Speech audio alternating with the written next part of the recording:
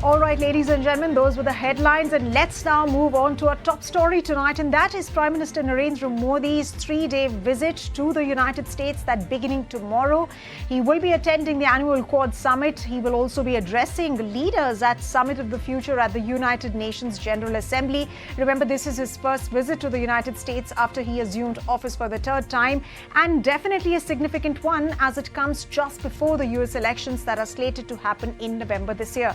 He will also be meeting with business leaders, especially tech CEOs, where India could look at expanding collaboration in AI, semiconductors, biotechnology, quantum computing, and lots more. So the big question is, what are the big expectations, and will this visit herald a new dawn in the strategic partnership between these two countries? To discuss that and more, I'm now joined by Manoj Joshi, distinguished fellow ORF, and Michael Kugelman, senior associate for South Asia, Woodrow Wilson Center in DC. Thank you very much, gentlemen, for joining us this evening on ET Now to discuss this big story. Manoj, to you first. Let's understand the significance of this visit coming in as it does just 2 months before the United States elections. This is also the Prime Minister's first visit after he assumed office. So what is it that India really is looking at with respect to the outcomes of this visit, and what are US's priorities with respect to India? Well, you know that the election, to my mind, does not matter that much, because if you look at the policies towards India between the Trump administration and the Biden administration, they didn't change very dramatically.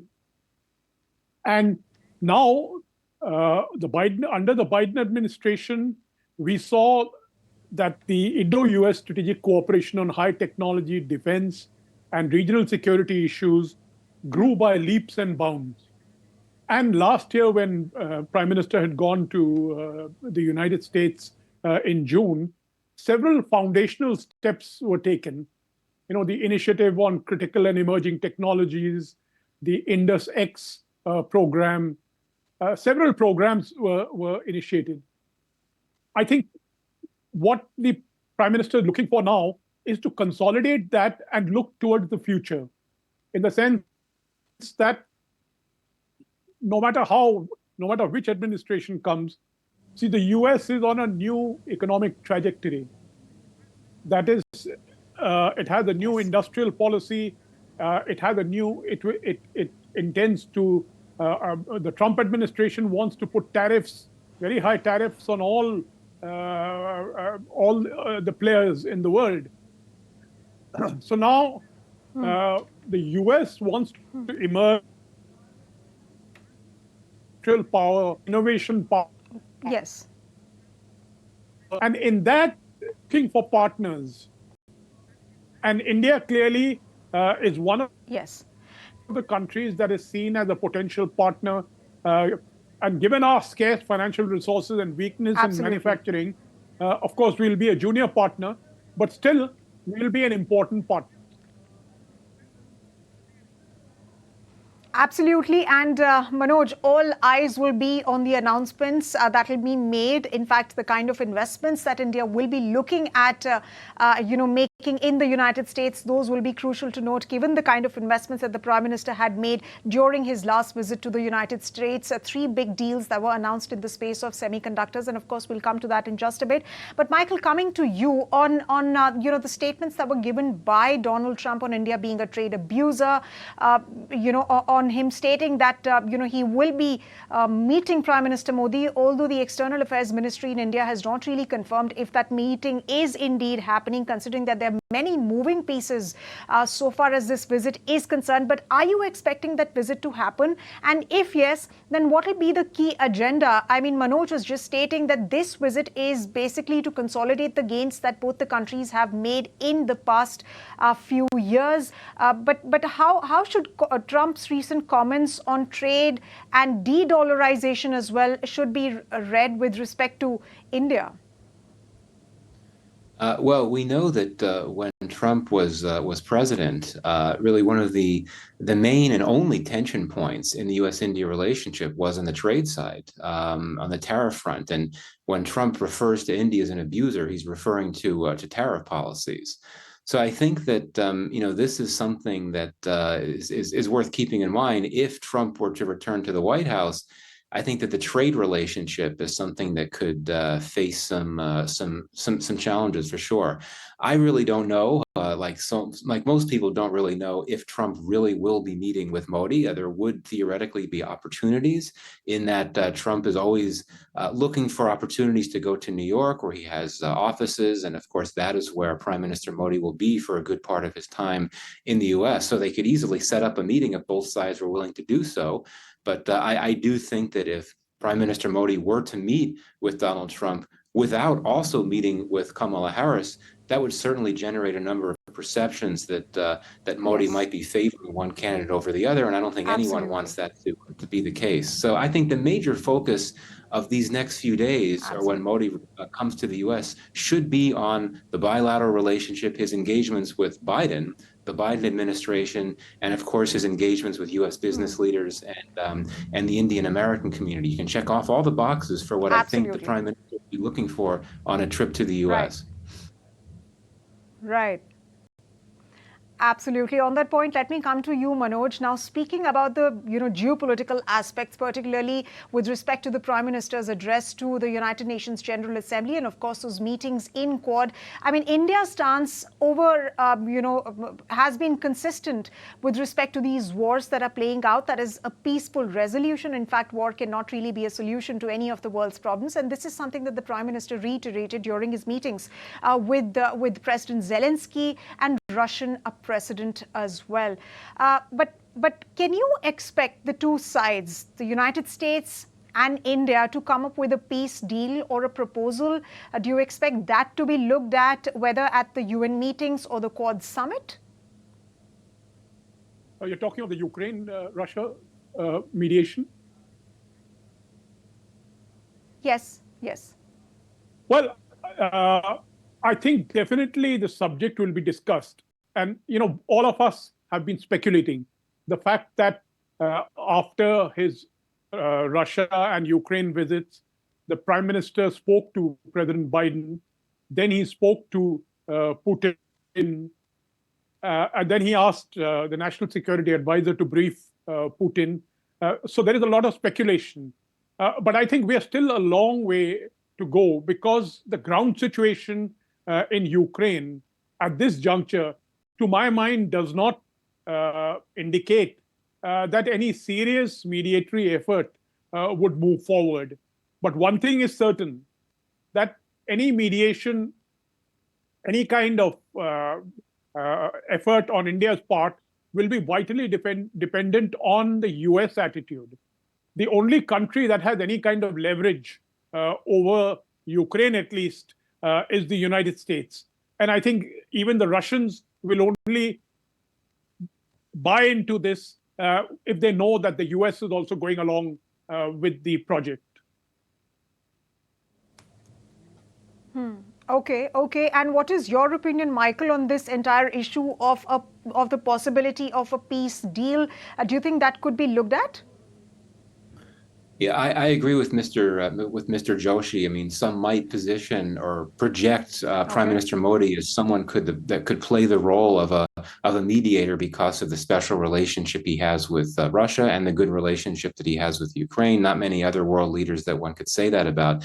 But indeed, I don't think any of the belligerents are in the mood to talk peace. And I think that Prime Minister Modi and the broader Indian government would only be interested in putting themselves forward as that potential mediator if there was a fair degree of confidence there would be receptivity to India playing that role. I do think, indeed, that at the Quad summit, that there'll be a lot of interest from the other Quad countries in hearing from Modi about his recent meetings with Zelensky and with Putin. Not many world leaders that have met with both of those leaders so recently. So I think there'll be discussion at the Quad summit, but let's remember that the Russia-Ukraine issue is one of the few issues that the Quad leaders do not see eye to eye on because of India's different position compared to the other three Quad countries. So, I don't think we should put too much into this idea, but absolutely, I think that there will be interest in hearing Modi out, particularly in private settings with his fellow Quad leaders in that summit, about what his observations were, his reflections from these meetings and visits with those two leaders.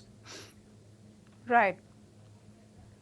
Right, and Michael, as Manoj was also mentioning, the Prime Minister did travel to Ukraine and, of course, Russia as well, and did meet both the leaders. There was a telephonic conversation as well that happened with the U.S. President on that. So that very much on the agenda. We'll have to see the outcome of that. But let me come to you, Manoj. Now, talking about the business side of things. Now, the United States is looking to India as a counter, to challenge China's stranglehold on certain sectors. And last year as well, we saw some deals in the high-tech sector as well. And this time as well, India is looking at key partnerships and collaborations in AI, semiconductors, quantum computing, critical minerals. We're also coming up with our own, AI stack as well.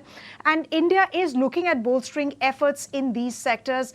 I want to understand particularly from you, what kind of outcomes are we expecting? Are we expecting a deepening of, the deals that were already signed the last time, or some new deals do you expect can be signed? I mean, if you look at the Singapore visit of the Prime Minister, there were MOUs that were signed in several areas.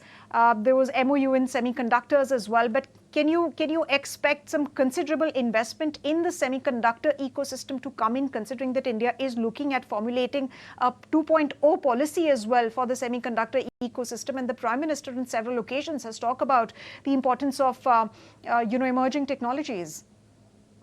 Well, I think that when you look at these kind of visits, the Prime Minister and the President, they are into enabling policy.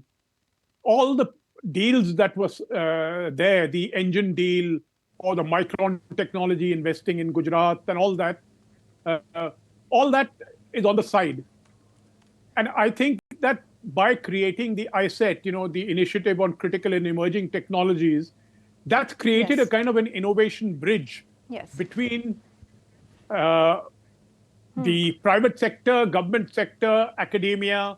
And I think, and both countries are expecting to capitalize on that. Now, that will happen.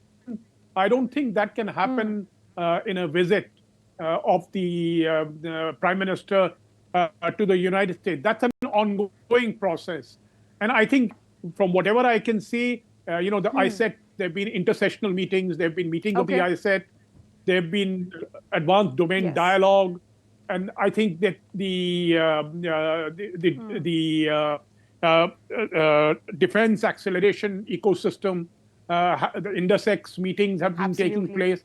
So I think these are enabling create recently.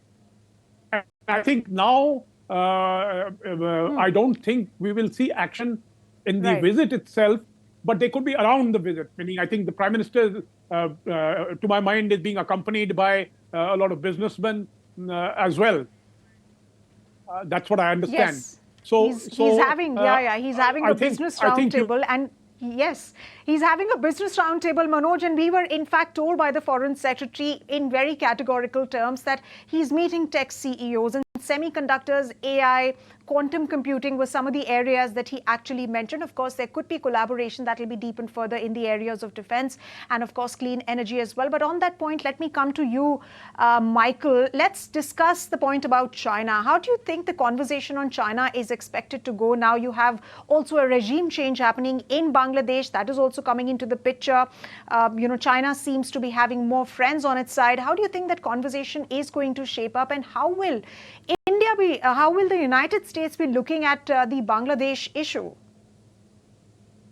Right. Well, I mean, we know that China has been a driving factor in this deepening strategic partnership between the U.S. and India. And, we've seen that China has been engaging in increasingly provocative and indeed aggressive activities in the Indo-Pacific that have been of great concern to both India and the United States. So China is always going to be at the center of these discussions, even if not explicitly. And, we've been talking about tech and how that's become such a big part of the U.S.-India relationship. But indeed, I mean, the main motivation for that growing tech partnership between the U.S. and India is indeed a desire to work together to strengthen India's capacity to play the role of a global tech actor and being a bigger part of global supply chains when it comes to semiconductors in particular.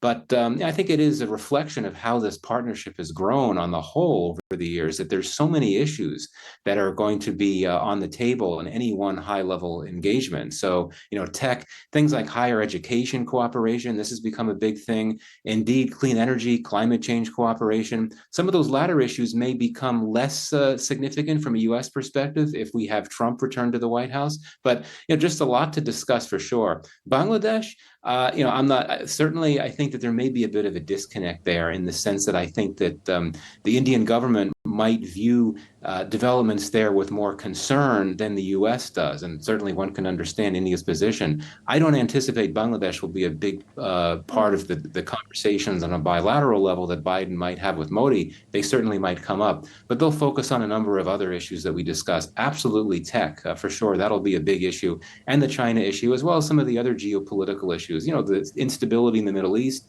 Gaza, all of that. I'm sure that'll come up in the conversations as well, though it will not be the most prominent dish discussed. Absolutely. And in fact, Michael, that escalation has come up in just the recent past 2-3 days. So definitely that is definitely on the agenda, and that will come up. It will be interesting to see how the two sides are able, whether they are able to sort of convince the leaders to come up with a peace plan or not. That will be interesting to watch. It will also be interesting to watch out on the deals that we just mentioned. Gentlemen, on that note, once again, thank you very much for joining us here on ET Now. It was indeed a pleasure having you on this big story. And ladies